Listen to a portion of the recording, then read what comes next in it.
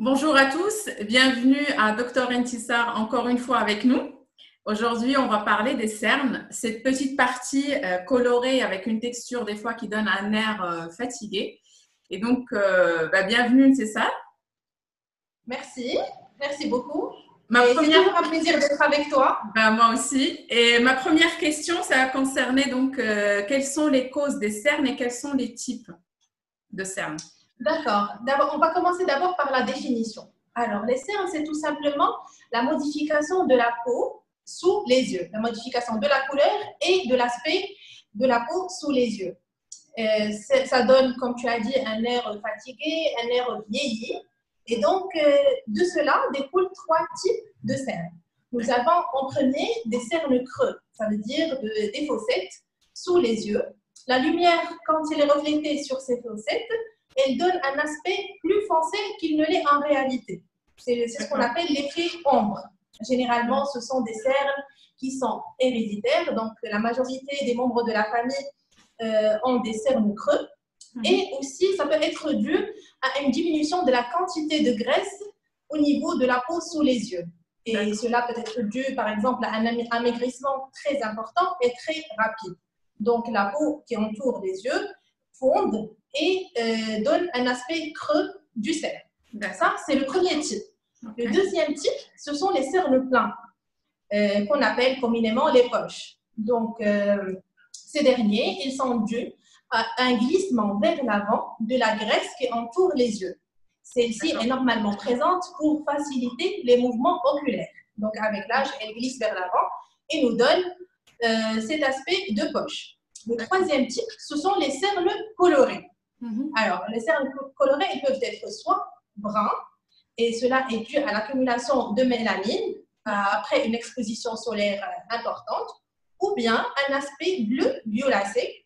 Ce dernier est dû à un dysfonctionnement de la circulation, ça veut dire une microcirculation qui ne fonctionne pas bien.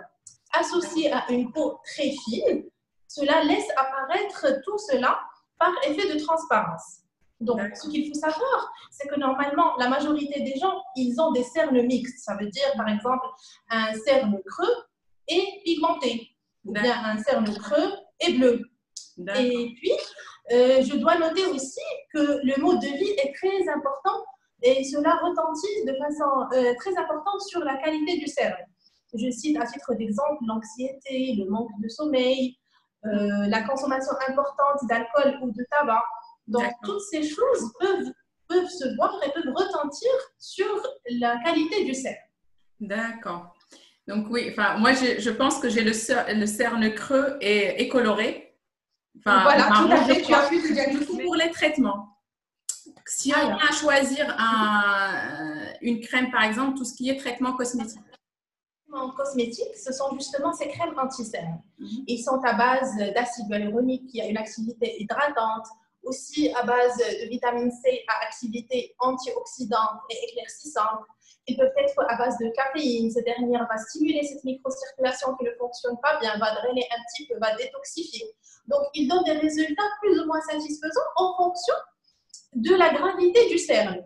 Cela peut être utilisé seul ou être combiné à d'autres traitements, dans le cadre de la dermatologie esthétique. Donc, on peut avoir recours, par exemple, au complément par l'acide hyaluronique. Oui, donc là, ce sont des... Oui. Là, tu vas parler des traitements médecine esthétique, c'est ça? Tout à fait, de dermatologie esthétique. Donc, soit c'est un complément à l'acide hyaluronique, donc ce sont des injections profondes qui vont combler, qui vont remplir cette fossette et qui vont supprimer cet effet ombre. D'accord? La particularité de l'acide hyaluronique sur cette zone par rapport aux autres zones du visage, c'est qu'il dure plus longtemps parce qu'il est injecté en profondeur. Donc, ça peut aller jusqu'à 18 mois quand le produit est de bonne qualité. Le deuxième traitement de dermatologie esthétique, c'est le PRP, ou bien le plasma riche en plaques. Donc, je vous fais un petit rappel. C'est un produit qui est obtenu à partir du sang du patient. Donc, on fait un prélèvement qui va être centrifugé. On récupère le surnageant qui va être riche en facteurs de croissance. Il sera injecté directement sur cette zone.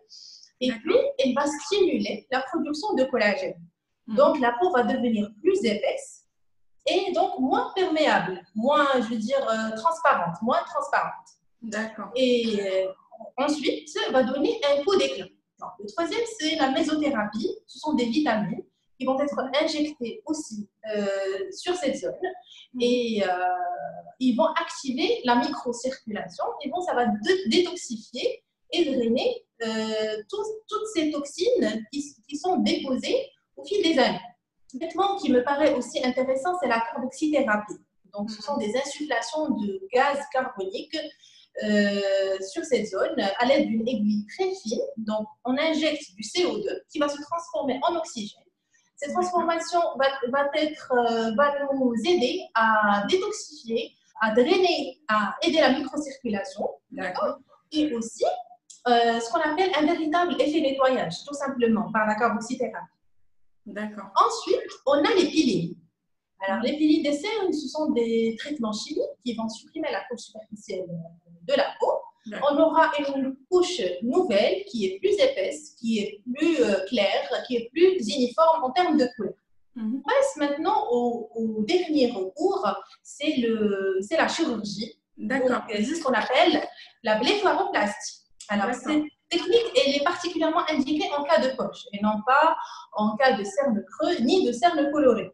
Ce sont des incisions très très fines qui sont réalisées au niveau des rides, au niveau des plis naturels, qui sont presque pas du tout visibles. Elles se réalisent sous anesthésie locale. Donc c'est une chirurgie qui se fait en ambulatoire, ça veut dire que les gens peuvent rentrer le jour même. Et puis ça nous permet de se débarrasser de ce dépôt de graisse qui constitue des poches. Donc on va ouvrir, on enlève la graisse et on recoue la peau par en dessous. Tout à fait, mais ce sont des incisions très fines. On aura des cils et sur la paupière supérieure, ça va être de l'intérieur. Donc, ça ne sera même pas visible ou bien du pli supérieur de l'œil. D'accord. Je reviens juste sur les traitements médecine esthétique. Toutes les opérations, j'imagine qu'il faut les refaire. Ce n'est pas des traitements pour tout le temps. C'est pas des traitements. Oui, ce n'est pas un traitement d'une seule séance. Oui, tout à fait. Il faut refaire le traitement. Pour avoir un bon résultat, il faut faire plusieurs séances et aussi, de préférence, en fonction du diagnostic, on peut associer 2 ou 3 traitements pour avoir le meilleur résultat possible. Parce que tout le monde sait que les cernes sont très difficiles à traiter. Du coup, chaque traitement va nous permettre de gagner 30-40%. D'accord. Et pour avoir un résultat satisfaisant pour le patient. D'accord. Et du coup, je pense que combiner peut-être les solutions de dermatologie et cosmétique, on pourrait avoir vraiment des très bons résultats sur le long terme. Tout à fait. Des conseils pour préserver cette partie du visage? Alors, comme vous le savez, tout ce qu'on fait durant la journée se voit dans les cernes. Je vous propose d'adopter un mode de vie très sain. Éviter le stress, éviter les consommations excessives d'alcool et de tabac. Surtout, j'insiste sur le sommeil. Il faut avoir un sommeil réparateur et reposant en termes de qualité et de quantité. D'accord? Deuxième conseil, c'est l'hydratation. L'hydratation, qu'elle soit interne ou externe. Ça veut dire qu'il faut boire beaucoup d'eau et aussi appliquer toujours des crèmes hydratantes autour des yeux. Une peau hydratée est toujours plus élastique, elle est plus souple et elle est de meilleure qualité, on va dire. Le troisième conseil qui est très très important, c'est la protection solaire. Toujours appliquer des écrans solaires, un SPF 50 pour préserver cette zone. C'est une peau qui est très fine, qui est 5 fois plus fine que le reste de la peau. Du coup, le bronzage est très rapide. Il faut toujours appliquer l'écran solaire, de préférence toutes les 2 heures quand on est exposé, pour protéger cette zone et de la pigmentation et des rides aussi. D'accord.